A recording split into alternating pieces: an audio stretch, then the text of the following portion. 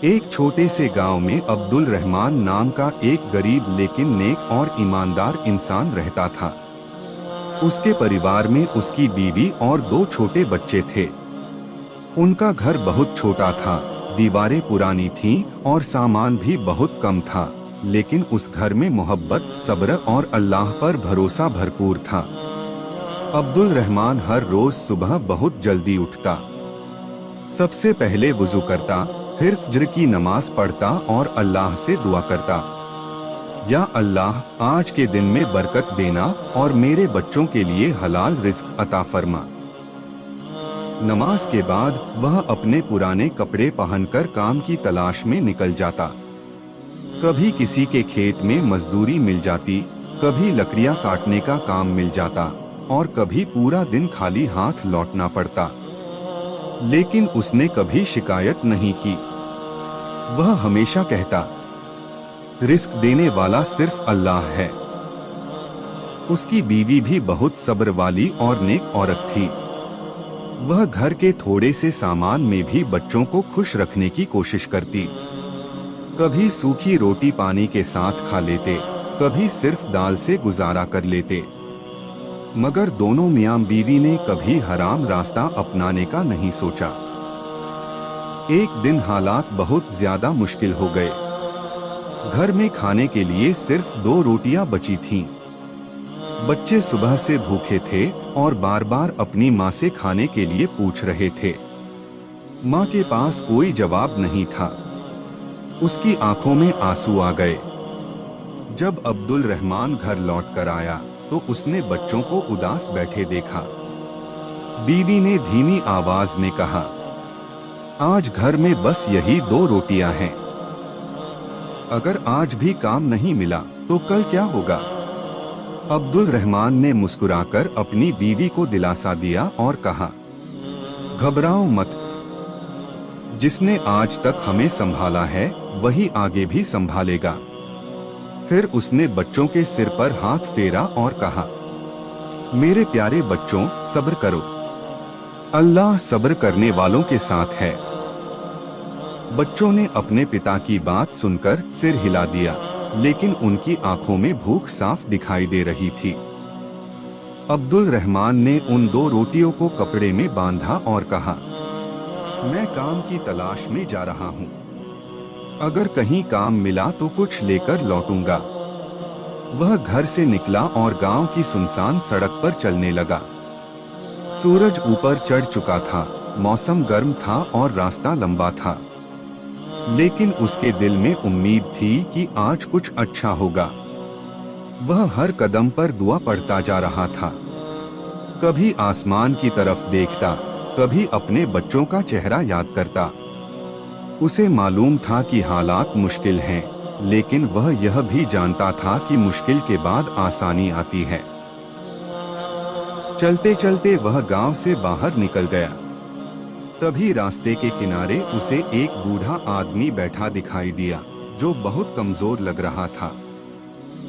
रास्ते के किनारे बैठा वह बूढ़ा आदमी बहुत कमजोर और थका हुआ लग रहा था। उसके कपड़े पुराने थे, चेहरा सूखा हुआ था और आंखों में बेबसी साफ दिखाई दे रही थी।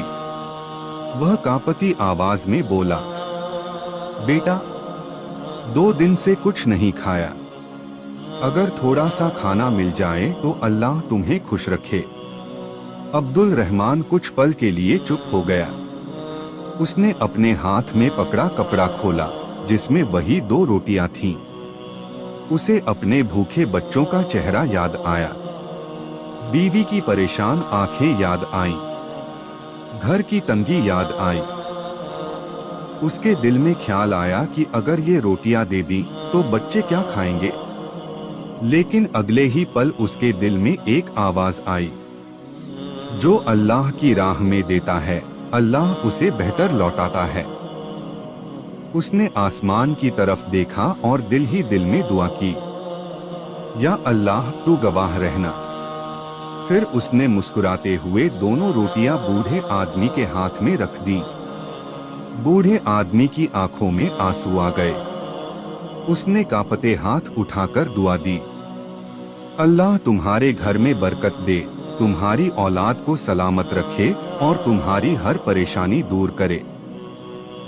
अब्दुल रहमान ने सुकून भरी सांस ली और खाली हाथ घर की तरफ चल पड़ा। रास्ता लंबा था, मगर उसके दिल में अजीब सा चैन था। उसे महसूस हो रहा था कि उसने सही काम किया है। जब वह घर पहुंचा तो उसकी बीवी ने दरवाजा खोला और पूछा, कुछ लाए? उसने सारी बात सच सच बता दी। पहले तो बीवी की आंखें भर आईं, लेकिन फिर उसने सिर झुकाकर कहा, अगर अल्लाह की राह में दिया है तो हमें शिकायत नहीं, वही बेहतर देने वाला है। दोनों बच्चे चुपचाप बैठे थे।